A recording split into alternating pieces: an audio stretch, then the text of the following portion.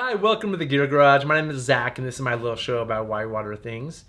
In today's episode, I want to do a review of the Esee Imlay rescue knife, river rescue knife. And Esee is the company, E-S-E-E, they make knives and stuff. Imlay Rescue is the name of the knife.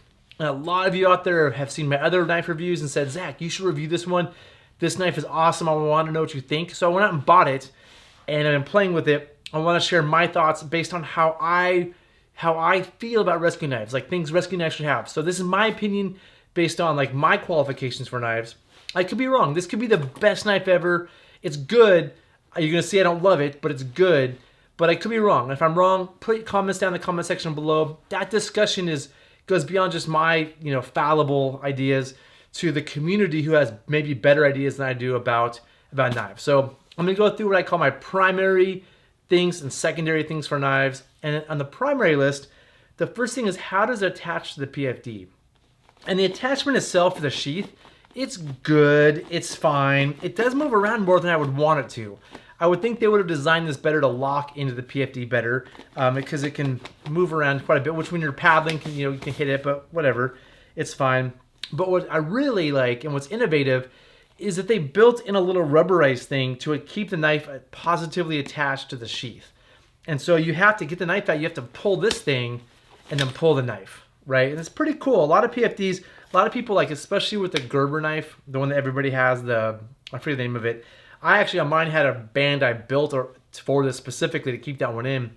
This one comes with it and it's designed to work with it. And it's actually, with some practice, comes off pretty easy.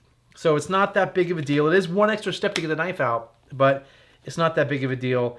And even without that, it stays in the sheath pretty well. Like this, most river knives have come out at that point. It came out there. But that combined with this right here is really nice. So I'm a big fan of how they attach it to the sheath. Next though is how does it cut rope? Does it cut rope well? And just, I've cut a bunch of rope with this one. It cuts rope pretty well. As you can see, like, if you pull on it to get through this old throwback rope, it took 2 cuts. I've done 10 or so cuts with this. It almost always takes 2 cuts. A really good knife should just plow through that rope with 1 cut. A lot of knives, river knives I've used, it would take 3, 4, 5, 6 cuts. So it's on the top end of knives. But one of the things I don't like, and one of the reasons it's not as good, is because it's only a partially serrated edge. And so I don't know if you can see that in the video, but this serration should go the full length. I'm not sure why they would go with a half serration. A lot of river knives have. Maybe it's because they want you to cut rope with one part and cut tomatoes with another. But in terms of a rescue knife, the main purpose, in my opinion, is to cut ropes. And so why would you not get fully serrated? Why would you not make it cut better? I don't know. So I wish it was fully serrated. Also, the quality of the steel is super important to me. And this is good quality steel. This isn't Chinese, like, terrible knife steel. It's stainless. It's good. I can just tell by holding it. It's good steel. And again, it cuts ropes well, but not like the best. Next thing I'm looking for is a blunt tip.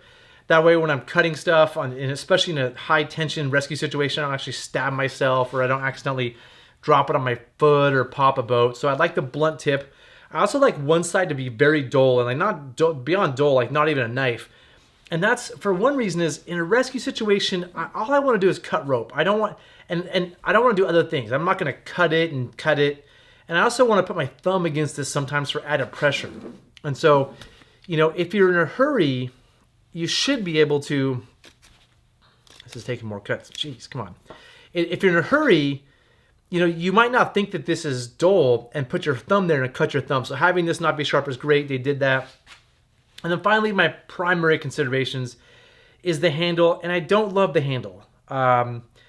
It feels small in my hand. I can't grab it really well. It's steel and it's thin, so I know it's not my favorite handle to hold on to when I'm cutting things. It's fine, but if my hands are cold or if the knife is cold, it's gonna be hard to grip, and I might fumble with it and it might fall because it's just so small and delicate.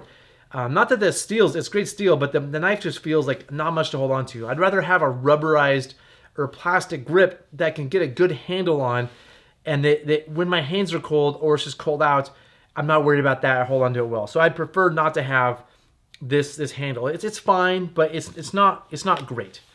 So secondary considerations is the primary things. One is color. I like that this sheath is orange. I want to be able to see rescue knives. I want them visible. I wish the handle was a color. You know, again, if it was plastic or rubberized, it could be a color and be more visible. But you know, a secondary thing, it's not a major thing to me. Next step is its weight. This is a pretty light river knife. As river knives go, it's simple. There's not much here. I want my river knives to be light because it's just one more thing I'm carrying in my PFD. And it's just more weight to take away from my buoyancy. And so if I add all the stuff up I have in my PFD, it's a lot. And so if I can minimize weight on a knife, that's super helpful. Another secondary thing is a bulky that's getting away. And it's not super bulky. It's a smaller knife.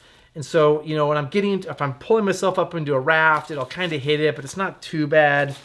You know, if I'm kayaking, it kind of, maybe it might get in the way of my strokes. I'm not sure.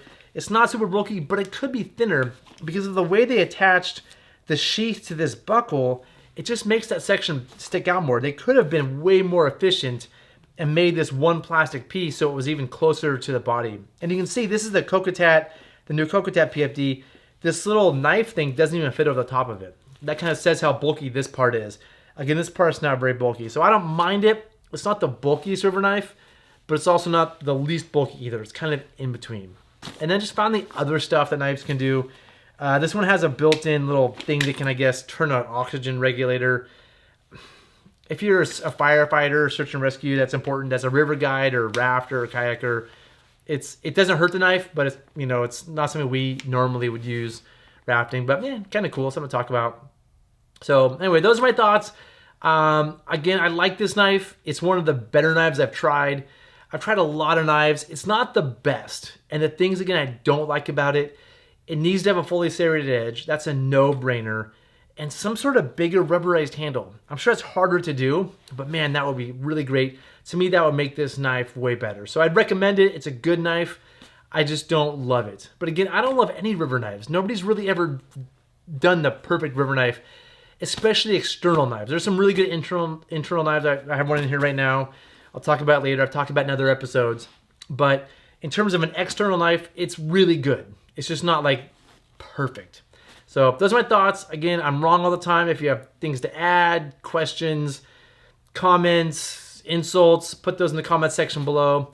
I'd love to respond to you, or it actually really helps everybody else. Like, again, if I say stupid things, you can point that out and say the correct thing in the comments. So please do that.